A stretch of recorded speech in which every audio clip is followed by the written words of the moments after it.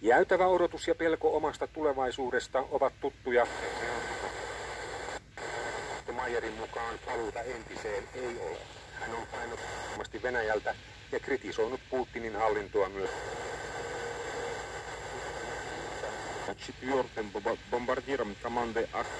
Jos hän joutuisi palaamaan takaisin, hän luvassa olisi psyykkistä ja fyysistä puudutusta. Otto Meyerin mielestä tämä on täysin selvä asia.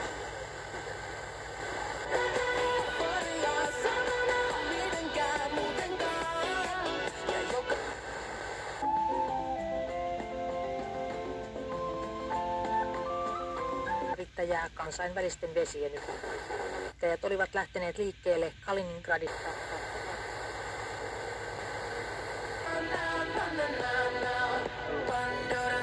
Siviililennon jo.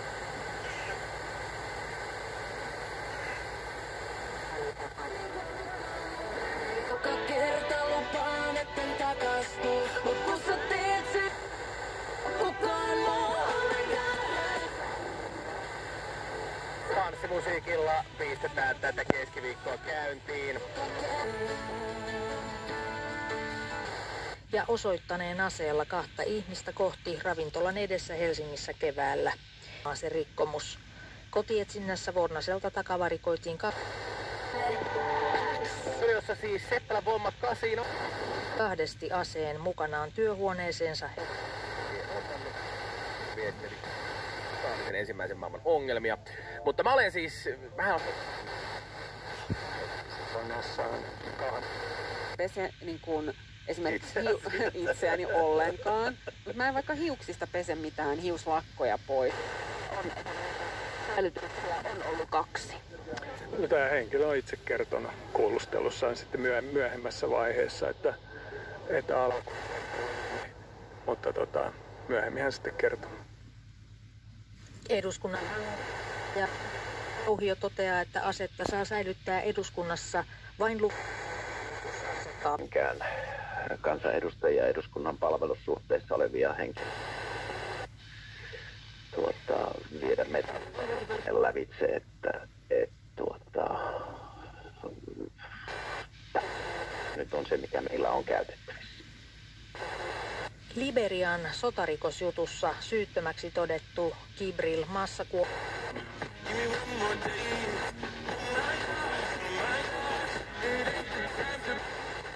Barn och tonåringar under den tid som det rådde undantagstillstånd i El Salvador.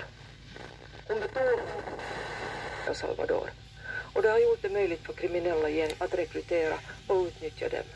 Och det här har lett till att poliser och soldater har jagat och trakasserat de unga.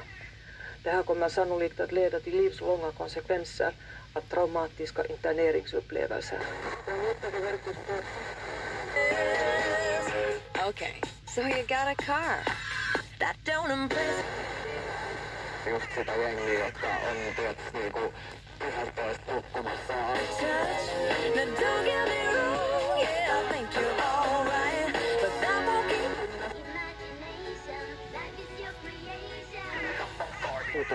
При этом нововведения не распространяются на вывески в витринах, окнах объектов, а также на отдельно стоящие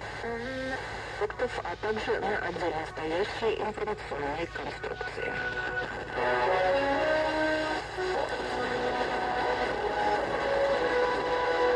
Екатерина Солдатенкова, здравствуйте. Сербский полузащитник футбольного Торин Иван Ильич пришел в Зенит, сообщает итальянский.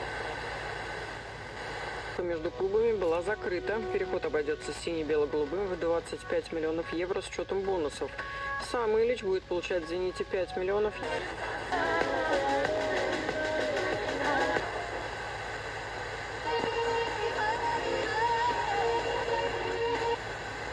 Koulutuksia. Ratkaisukeskeinen valmentaja, yhteisöcoach on tulossa. Life is your creation. Come on, Barbie, let's go party.